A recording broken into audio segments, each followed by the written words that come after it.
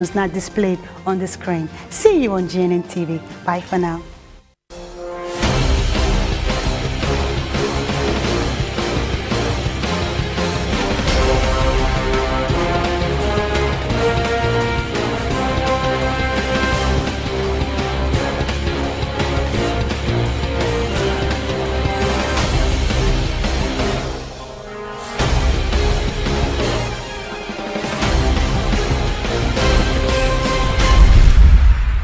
Hello everyone, I'm here to pass a very important information from Good News Network Television. As the name implies, it's a good news. Now here is the information. GNN TV is now on satellite, meaning you can watch GNN TV from the comfort of your homes, offices, churches, schools, and even hospitals on your free-to-air.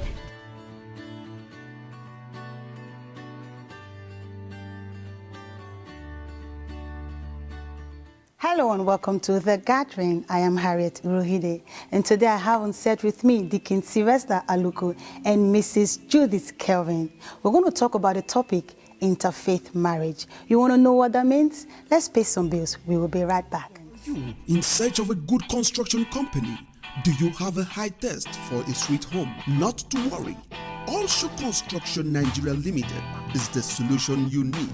We specialize in building constructions, import and export of Italian ceramics, tiles, marbles, doors, bathrooms and kitchen fittings, architects and engineering, supply and installation work, general building contractor. We represent manufacturing company in Europe and the United States. Also Construction Nigeria Limited, head office number 14 Iremila Street off Cook Road, Benin City, Nigeria. Lagos address number 49 Engineering Akimalawo Street, Atan Kekele, Oluwaga, Ipaja, Lagos. For more information, please call 080-357-09679 or 080-751-99066 or +39-329-7346-919. Also Construction Nigeria Limited, Quality Shop. Welcome back, viewers. In case you're just joining us, this is The Gathering, and I have with me Deacon Sylvester Aluko and Mrs. Judith Kelvin to talk on the topic, interfaith marriage. So you're welcome to this program. Thank you for having me. Sma, you're welcome to this program. Thank you very much. And viewers, you know, like we always do before we start, let's make a toast. Are you ready, sir? Ma, you ready? I'm very ready. Cheers. Cheers. Toast Cheers. to the gathering. Toast to the gathering. Viewers, you can take your juice also and your wine and toast also, so we can have a great and educative time.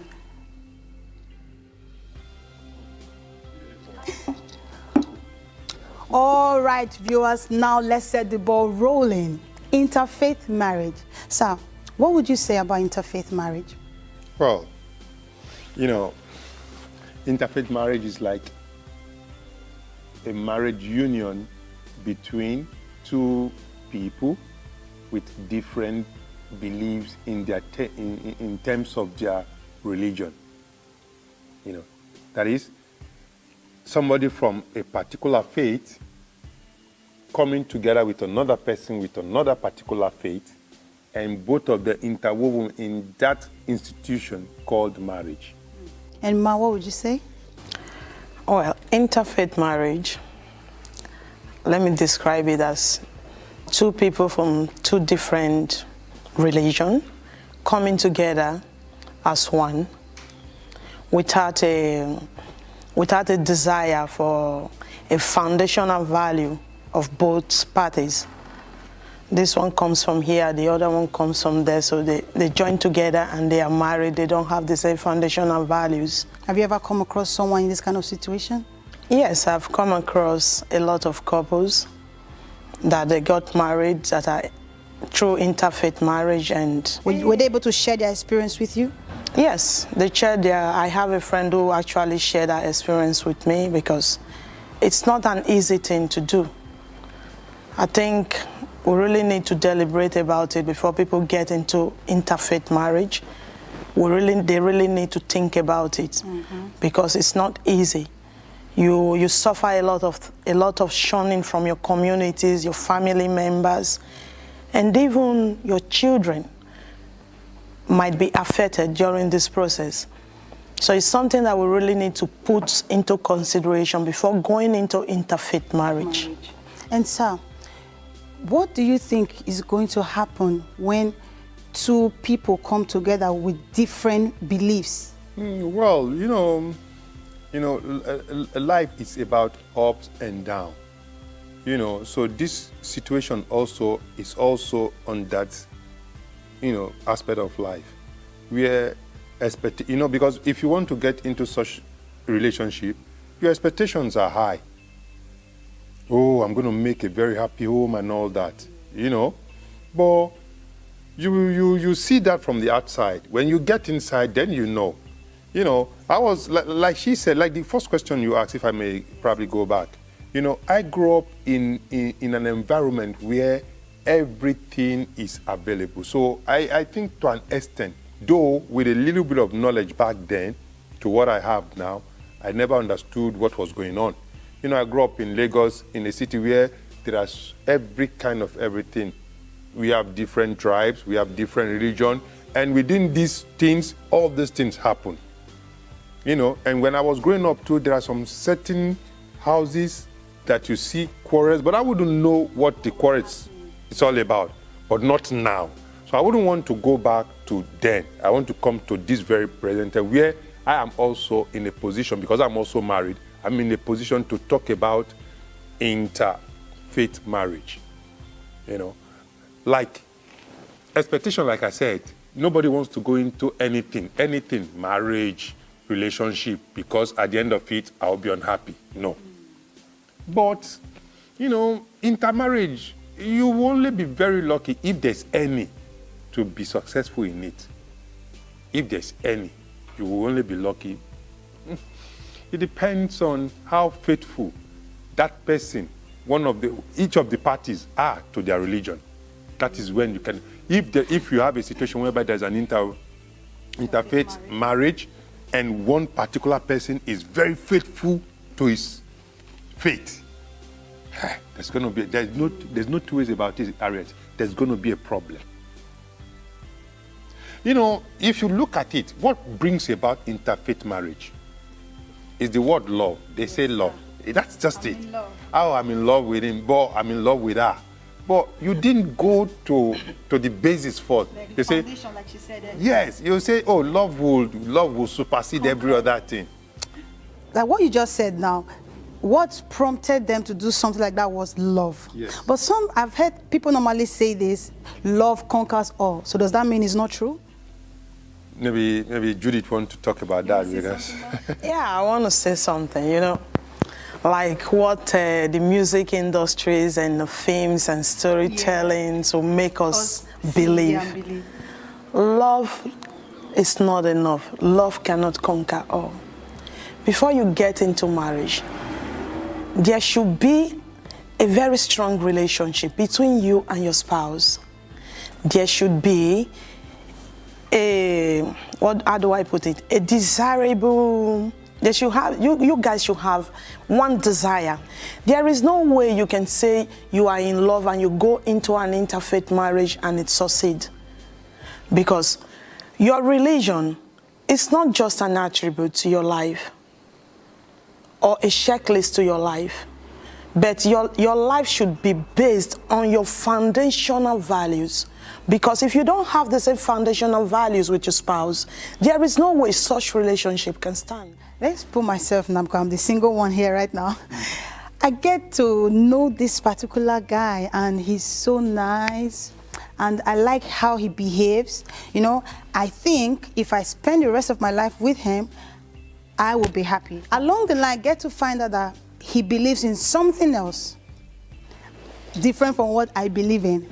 What if we come into an agreement like honey or whatever it is we can call ourselves? Honey, okay, we can get married. When we get married, it will not affect anything. I'm a Christian. You can still be a Christian. I will still continue to worship my idol. I will still continue to worship my God. What if we agree and come into that union? There's an agreement before we come in. I think it can still work. Don't you think so? Yeah, I don't want to be very blunt, but I should be very blunt. No. And maybe you want to ask me why.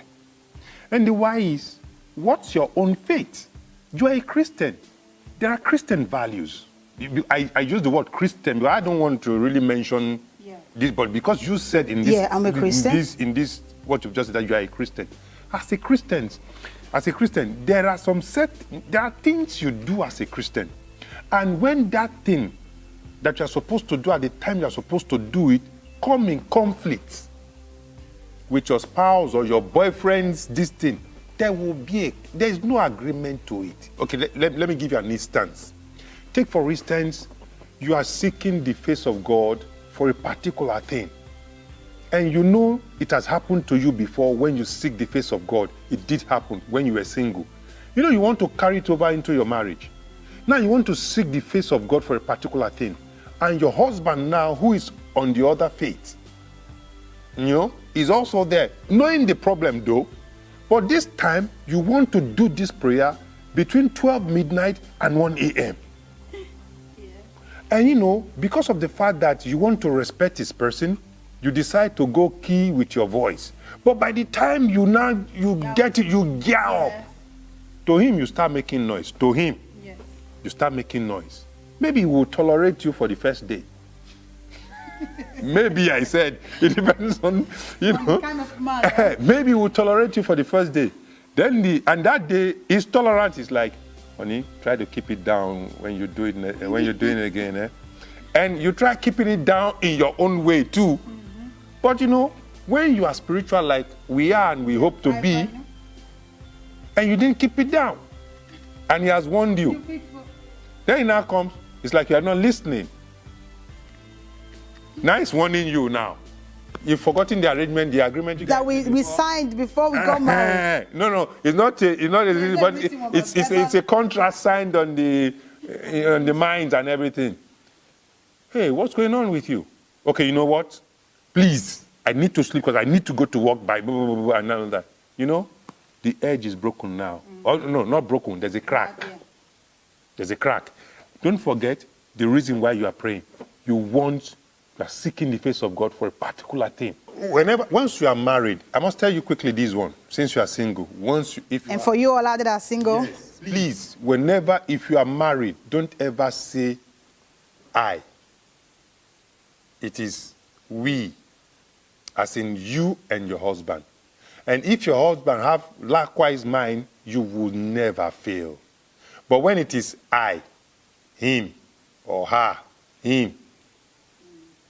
So don't say for whatever you do is for the betterment of the union. So whether you are praying, it might even be on your career. If you are successful in your career, is your husband not successful? Yes, that's how it stands. So when you are doing that, at that point in time, because of the difference in faith, because of the difference in belief, to him you are making noise.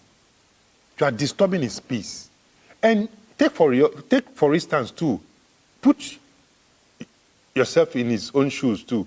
He's probably one day, maybe he's a juju worshiper or idol, whatever. He's incantating and all that. And then it's time for him to slaughter his rams to the distance. Like, all these iron here, they are so disgusting. You know, you bear the smell for a while, and then you say, look, I'm going to throw away all this. No, I'm going to throw. You see the conflicts here? Yes, sir. These are the reasons why. But if both of us are idol worshiper, it's time to worship. We worship. Together. Yeah. If it's time to kill our ram on the iron, we do that, we eat, and then we are happy. Then if it is midnight, we are like praying and speaking it. He's doing it here, I'm doing there. Every one of us. And then after that, we hold hand and shake hand and smile. But you know, when you finish prayer in your own way, he sits down there, he turns his face to the other side of the bed, and you're like, are you okay? I just want to sleep now, please. We'll talk tomorrow. There's a crack. And it's not good for there to be a crack in marriage. And Mom, you know, so many people, I've actually seen so many couples, they've been driven into this interfaith marriage because of the word love, like you said earlier. Yes. So, Ma, does that mean that love is not a criteria for marriage? It's not as if it's not a criteria for marriage. But in this aspect, we are talking about an interfaith marriage. It is very possible that you can fall in love with somebody you will never spend the rest of your life with. Simply because you don't have the same foundational values. So love cannot conquer all. I will repeat it 101 times. Don't go into a marriage without a foundational value because you are in love. What happens next? You are the one to suffer it. Perhaps your children will be carried along. You will regret it for the rest of the days of your life because you don't have the same faith with this man. You will suffer a lot of shunning from your own community, shames. Nobody will want to identify with you because you got married into an interfaith marriage. You don't have the same faith with this person. So if you have value for religion at all, then don't break the rules. I think if your religion is an idol worshipping, go and get an idol worshiper and marry him. Don't be an idol worshiper and go and marry a firebrand Christian. It will not work. And if you say, no problem, I will marry her or I will marry him, then later I will convert her to my religion, you end up making a religious person. You just create a religious person because that woman, that man does not share a foundational value, the same foundational value with you. So don't have it in your mind that because you are in love, you want to marry a girl that is brought up with idol worshipping and you think you can convert her. Before you get married to her, make sure she gets converted, she goes for deliverance before the marriage. Because before marriage, there are things you put in considerations. If you are in a situation like this, I think this is a wake-up call for every one of you that are singles, that are yet to be married. Let me just add to what she's trying to say, like you know, most especially, I want to use a particular faith now. You know, take for instance, a Christian sister got married to a Muslim brother. And there's a family gathering of the Muslim brother. Maybe the Muslim brother succeeded in converting, because that is how it's mostly done. Mostly the ones I have been able to see, to have not gone, because if not for what we're discussing now, I've not actually made it a point of view to like watch and, you know, but I've seen, you know, like they now go to the gathering. You see, they don't, you know, body language. Even the wife will know that, this is not, I'm in the wrong place. You know, not a wrong place as in being married to the young man, but the setup there, the setting, you know, you can't be free because somehow when it's time for prayer, when there are some, look, every religion has its way of, you know, operating its things and every other thing like that. When it probably is time, and there's also ways of sitting down. There are ways of eating. There are ways of doing everything. And you know, you like for 25, 26 years, you are used to this form of thing. And all of a sudden, under 1 year now, you want to change it. 360 degree, turn around. It's somehow. Though you might try to persevere for a while, but it will not just be like whatever. But at the end of the day, you now find out that you are not really enjoying it the way you thought you would. But the love will still be propelling you and pushing you. But there are some certain places, you now have limitation.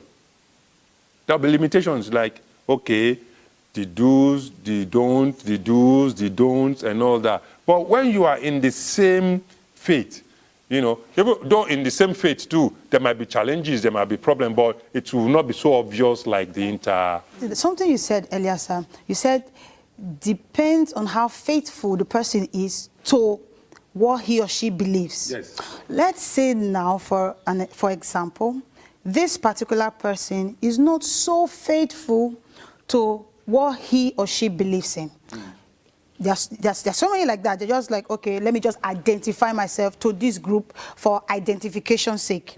So in that case, that kind of person getting involved with someone from another faith, it will be easy for the other person to convert this person.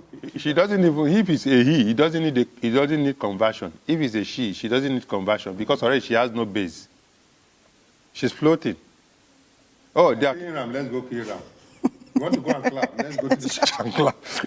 You know. So anywhere the wind blows. Just like, that is what we have now. Any interfaith marriage you see is just what we have just described now. I don't see a rooted Christian brother, a rooted Christian sister, a rooted Muslim brother or sister get married to a rooted one, as in he does according to the Quran, and this one does lives by the lives by the rule. No, because even in the rule is there. I remember when it was said in the Bible that, look, your people should not marry from this tribe. It was stated. Do you understand me? So it's like that, because and what is the easiest way to vest the Holy Spirit? Is to go against this. Because at this point in time, do you know, when we sarcastically kind of joke with things, you just tell, oh boy, leave that to your God. At this point in time now, this level that I am now, if somebody used such a language for me, I feel... Yeah, the spirit is vexed inside. Do you understand? Yes, it's better, I would just want to control myself, but don't talk to me in that manner. Don't, my God, leave my God. No, don't, do you understand? So you can imagine. But if the person is not rooted, when you say leave my God, leave that God, Joe. Let's go ahead, you know, it stands like that. So an interfaith marriage could succeed when we have a floating... So the both parties, they are not really committed. No. They are just there for identification's sake. I was born into a Christian family. I was born into a Muslim family. I was born into idol worshipping family. Not that I'm an idol worshipper. In such marriage like you described before, because there are no base, there will be like, they'll just be floating. So, sir, in that kind of marriage now, they will have children. So how will these children cope in that kind of marriage? You see, this very particular one you just asked now, I will give a very personal, answer to that one. I have a young man, a very good friend of mine. He's a Muslim and a very serious practicing one. And then his wife, she's not even a Nigerian. She's a Liberian, but she's a Christian. The man will always, I mean, there's this rigid something. My children they will all follow my, I mean, me, then I don't even know what I know now in the kingdom, you know? I'm like, no, calm down. Let them make that. No, they can't. So it's like, I now imagine such a man, because he's talking with me. I now imagine if he's actually in the house. Just take, for instance, the mom say, okay, whatever they call the young man, let's pray. I'm sure the man could just... Do you understand? Yes, sir. And then do you know the funny aspect of this one now? Apart from the religious part of it, education also matters. So you can imagine somebody who is half-baked and is of one particular faith, probably, and the other person also is half-baked, and she's also of this particular faith. There will be too much ramble in that house. So the children too will not find it convenient, because today he might want to follow the mom to the faith the mom belongs to on a particular day. The dad will want to insist on him on another particular day. So the boy now becomes, I don't know how to put it. Faithless. You know? Become faithless. And you know, so, and that one will cause a lot of confusion in his growing mind. They become insecure. You understand? It's like, okay, because you know what? The funny thing about this whole thing is that every of this faith is antagonizing the other faith. You are supposed to do it this way. This way is the best way. This way is my, yes. That one said this way is the best way to, because at the end of the day, they all say God. This way, you know, so it becomes so confusing that the child now sit down and say, which way is the way? Sometimes, that's why, you know, all of a sudden you start hearing about atheist. No religion. These are the group that can quickly come. And then there are some certain ones, when they even now get to it, they become radical in those faiths they belong to. That's where we have the terrorists as well too. Because these are people that, you know, they don't know this, they don't know that, because the things are just jamming and they're like, they don't know which one to pick at that time. So it's a really touching thing for the children. It's a really touching thing for the children. From my point of view, you know, mixed faith, today here, tomorrow there, it's so touching, and it could affect the kids so much. And Ma, You, as the father and the mother, you create a rift in your family, because the children will not know which way to go. They will be disturbed emotionally. And it's not a good thing for any growing kids to be disturbed emotionally. So I think we should do a better thinking before going into an interfaith marriages. now we've been talking, so you out there, you are about to get married to someone from another faith. Now I think your mindset is changing. Now you are seeing the dangers about it. What about those that are already in this category? They're already living, having a relation, not even having a relation, they're already married to someone from another faith that believes in something else. What can they do now? So now that you are hearing this, are we to tell them to leave their marriages, or what should they do right now? You know, they say he who wears the shoes knows where it inches. If there is somebody watching us right now that is already in such marriage, he or she knows what she or she is going through in that marriage based on faith.